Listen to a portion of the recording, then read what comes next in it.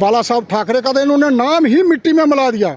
इनके नाम पे ये कलंक है। और वो जो उसका साथ दे रहे हैं, ये तो ड्रग्स माफिया के ये वो बन रखे हैं, मुचोलिए हैं।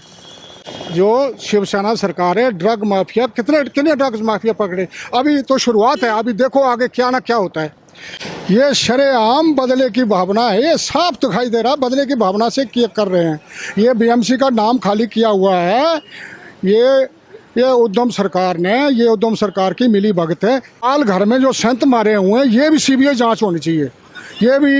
ये भी सीबीआई के हवाले किया जाए। देखना ये खुद दूध का दूध पानी का पानी हो जाएगा। अभी ये और पता नहीं ऐसे कितने ही कांड हो जाते हैं जो ये दबा देते हैं।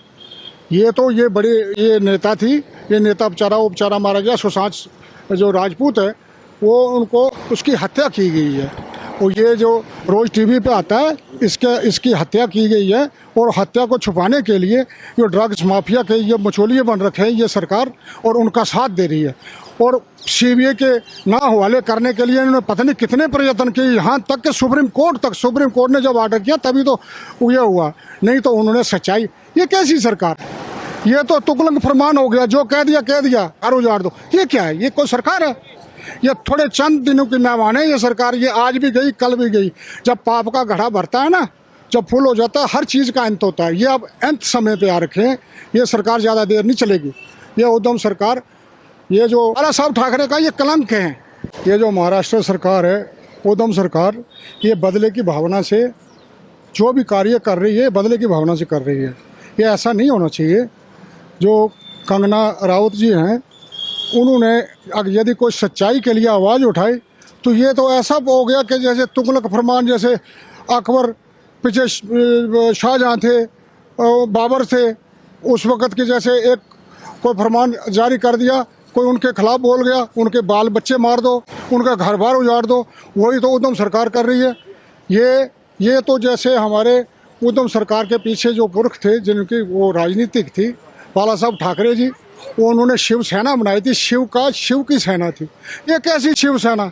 उनका झंडा भी जो था, उनका निशान चुनाव चिन्ह था, एक वो रखा था, तीर कमान रखा था। वो तीर कमान का मतलब था शिव का धनुष है। ये कैसी शिव का धनुष है? ये तो उन्होंने वो ISI का निशान लगाना चाहिए। ये तो उल्ट चल रहे हैं उसके विरुद्ध। ऐसा थोड़ा है। उन्होंने BMC जो बॉम्बे की म्यूनसिपलिटी कमेटी है, जिन अधिकारियों ने, अभी कोरोना काल है, वो साफ लिखा हुआ कि 31 सितंबर तक कोई भी किसी की तोड़ फोड़ या कोई भी कुछ ना किया जाए। ये सुप्रीम कोर्ट का आदेश है। वो सुप्रीम कोर्ट की उल्लंघना कर रही है BMC, और उनके बेचारी का घर तोड़ दिया, मकान करोड़ों की संपत्ति का उजाड़ दी। ये कौन सी सरकार है? ये तो एक बदले की भावना की तरफ से।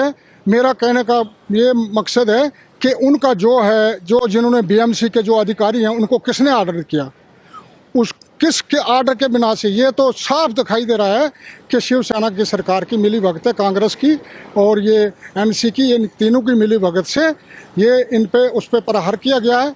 उसने सच्चाई बोली, सच्चाई का ये खामियाजा उसको भुगतना पड़ा। ये सरासर गलत है। मैं तो कहता हूँ, जैसे योगी जी ने उत्तर प्रदेश में जैसे जिन्होंने बसें जलाई थी, उनकी नोटिफिकेशन करके उनकी प्रॉपर्टी बेच के, BMC की प्रॉपर्टी बेचकर उसका पूर्ति करनी चाहिए, उसका दोबारा से मकान बनाना चाहिए। जो उनका तोड़ फोड़ की है, वो बेचारी हमारी ठाकुर हैं। मैं भी ठाकुर ख़ानदान से हूँ, मगर ठाकुर की वो नहीं करता हूँ। मैं एक राष्ट्रीय हित की बात कर रहा हूँ। मैं भी, हमारी भारतीय अटल सेना राष्ट्रीयवाद है, उसका मैं वाइस प्रेसिडेंट हूँ। जम्मू कश्मीर यूनाइटेड स्टेट का वाइस प्रेसिडेंट हूँ जम्मू कश्मीर से। मगर ये कैसा राष्ट्रीयवाद है? ये राष्ट्रीयवाद थोड़ा है। ये तो बदले की भावना है। ये तो सत्ता के भूखे हैं। ये सरेआम दिखाई दे रहा। पीछे नहीं देखते थे। बाला साहब ठाकरे का तो इन्होंने नाम ही मिट्टी में मिला दिया। इनके नाम पे ये कलंक है। उनके आदर्श क्या थे? ये शुरुआत जब इन्होंने इलेक्शन लड़ा, मैं आपके प्यारे हिंदुस्तान के चैनल के माध्यम से बताना चाहता हूँ। जब इलेक्शन लड़ा तो इन्होंने क्या किया, आपको पता होना चाहिए। इन्होंने मिलकर बीजेपी को कहा कि हम सीटें बांट लेते हैं। यदि बीजेपी अकेली बॉम्बे में चुनाव लड़ती महाराष्ट्र में, तो इस वक्त महाराष्ट्र में बीजेपी की सरकार होनी चाहिए थी। और ये सत्ता के भूखे, सत्ता के लालची, और उठा के एक मिसाल के तौर 100 सीटें, 100 में से 35 सीटें आपकी हैं, 65 सीटें तो दूसरे की हैं, तो 65 वाला सीएम बनेगा या 35 वाला बनेगा? वो जानबूझ के टंगड़ी अड़ा दी, नहीं जी सप्ताह के बूट के। अब इस समय कंगना का जो घर उजाड़ा है, क्या सही है? ये सरासर नाजायज़ है। और वो जो उसका साथ दे रहे हैं, ये तो ड्रग्स माफिया के ये वो बन रखे हैं, मुचोलिए हैं। जो शिवसेना सरकार है, ड्रग माफिया कितने ड्रग्स माफिया पकड़े? अभी तो शुरुआत है, अभी देखो आगे क्या ना क्या होता है। सुशांत सिंह राजपूत के मामले में जो है मुखर हुई है कंगना रनावत। उन्होंने जो है ड्रग्स माफियाओं को जो है वहाँ पे एक्सपोज किया है। अभी जो सीबीआई जांच चल रही है उसमें भी यही सामने आ रहा है कि रिया चक्रवर्ती के जो है ड्रग माफियाओं के साथ जो है सांठगांठ थी, वो जो है ड्रग्स सप्लाई करती थी और वो अभी 14 दिन की हिरासत में था। आपको किस तरह से लेते हैं? और महाराष्ट्र सरकार को कम से कम जो है उनका साथ देना चाहिए था और जांच में जो है अवरोध न करके। वो ऐसे लग रही थी कि महाराष्ट्र सरकार ऐसे लग रही थी जैसे कि रिया चक्रवर्ती की प्रवक्ता हो। तो क्या कहेंगे आप, इसमें जो है ये बदले की भावना हुई क्या? ये शरेआम बदले की भावना है, ये साफ दिखाई दे रहा है बदले की भावना से किए कर रहे हैं। ये बीएमसी का नाम खाली किया हुआ है। ये उद्धव सरकार ने, ये उद्धव सरकार की मिली भगत है। हाल घर में जो संत मारे हुए हैं, ये भी सीबीआई जांच होनी चाहिए। ये भी सीबीआई के हवाले किया जाए। देखना ये खुद दूध का दूध पानी का पानी हो जाएगा। अभी ये और पता नहीं ऐसे कितने ही कांड हो जाते हैं जो ये दबा देते हैं। ये बड़े ये नेता थी, ये नेता उपचारा मारा गया। सुशांत जो राजपूत है वो उनको उसकी हत्या की गई है।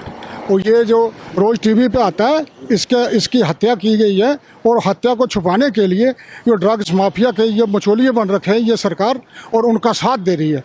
और सीबीआई के ना हवाले करने के लिए इन्होंने पता नहीं कितने प्रयत्न किए, यहाँ तक कि सुप्रीम कोर्ट ने जब ऑर्डर किया तभी तो ये हुआ, नहीं तो उन्होंने सच्चाई। ये कैसी सरकार? ये तो तुगलक फरमान हो गया, जो कह दिया हर उजाड़ दो। ये क्या है? ये कोई सरकार है? ये थोड़े चंद दिनों की मेहमान है ये सरकार। ये आज भी गई, कल भी गई। जब पाप का घड़ा भरता है ना, जब फुल हो जाता है, हर चीज़ का अंत होता है। ये अब अंत समय पे आ रखे हैं। ये सरकार ज़्यादा देर नहीं चलेगी। ये उद्धव सरकार, ये जो बाला साहब ठाकरे का ये कलंक है। मैं तो कहता हूँ कलंक जैसे लगा दिया उनको, एक भट्टा लगा दिया उन्होंने। ये एक हिसाब लगाओ, शुरू से ही एक जब हमारे इतिहास रह चुका, पीछे राक्षस पैदा हुए थे तृतीय युग में, जब रामावतार में राक्षस थे, रावण जैसे राक्षस थे। और ऋषि लोग जब यज्ञ करते थे तो वहाँ आके उद्यम मचाते थे, गाय काटते थे, कुछ यज्ञ भंग करते। उस समय श्री राम भगवान ने क्षत्रिय वंश में लिया था अवतार और उनका नाश किया था। ये उद्धव सरकार भी, जब बाला साहब ठाकरे का पक्का हिंदू थे, वो एक हिंदुओं के समर्थक। ये कैसे हिंदुओं को तो आम पाल कर में संत मार दिए? ये कौन सी राजनीति है? वो भी सीबीआई के अंडर होना चाहिए। मैं आपके माध्यम से, मेरी यदि आवाज़ ऊपर तक पहुंचे, संवेदन तक, तो ये उनका न्याय होना चाहिए। वो पुलिस वालों को अंदर कर देना चाहिए। उनको शरेआम उसने, आप टीवी पे देख रहे थे, वो जाके तो वो आदमियों के बीच में छोड़ दिया और लट्ठू से इस तरह तो एक जानवर को नहीं मारते, इतने बेरहमी से उनको मारा है। मेरा भगवान अगर जिसको सुनता हो, राम भगवान को जो हो, तो उनको ये अवश्य इनका खामियाजा भुगतना चाहिए। और ये जो उद्धव सरकार है, ये शरेआम बदले की भावना है। उद्धव ठाकरे सरकार में जो प्रवक्ता है उनके संजय राउत ने कंगना रनावत को जब वो इस बात बयान दे रही थी अपना कि ये फिल्म इंडस्ट्री में जो है फिल्म इंडस्ट्री में कितने लोग जो है इन्वॉल्व हैं इस ड्रग्स के उसमें, और कितने जो है लोग बाग जो है उसमें जो माफियाओं के अंतर्गत जो है उनके दबाव में काम करते हैं। तो इसमें जो है उद्धव सिंह ठाकरे के जो प्रवक्ता हैं और सांसद भी हैं राज्यसभा में संजय राउत, वो उन्होंने उनको कंगना रनावत को हरामखोर कहा। तो ये क्या ठीक है? ये ऐसा है जैसे सच्चाई कोई बोले ना, वो सच्चाई पे पर्दा डालने के लिए ये एक शुरू से कहावत है कि जैसे जो झूठा होता है वो चलाता है, चलाने से या दबाने से सच्चाई नहीं छुपती, कभी छुप ही नहीं सकती। सच्चाई है। ये देखना, अभी ये जो परतें खुल रही है ना, ये बड़े बड़े नेता इसके बीच में इन्वॉल्व हैं। ये ड्रग माफिया, ये नेता भी निकलेंगे, ये नोट रखना। आज ना कल ये नेता भी आएंगे। ये क्यों इतने बड़े बड़े नेता हो के संजय राउत जैसे, ये उनकी पक्षबाजी क्यों ले रहे हैं? जो एक कत्ल को छुपाने की पक्षबाजी क्यों ले रहे हैं? क्या मतलब क्या है? वो कारण है ना इसका। ये ड्रग्स माफिया बड़ा भारी एक षड्यंत्र है, बड़ा भारी एक वो चल रहा है ड्रग्स का।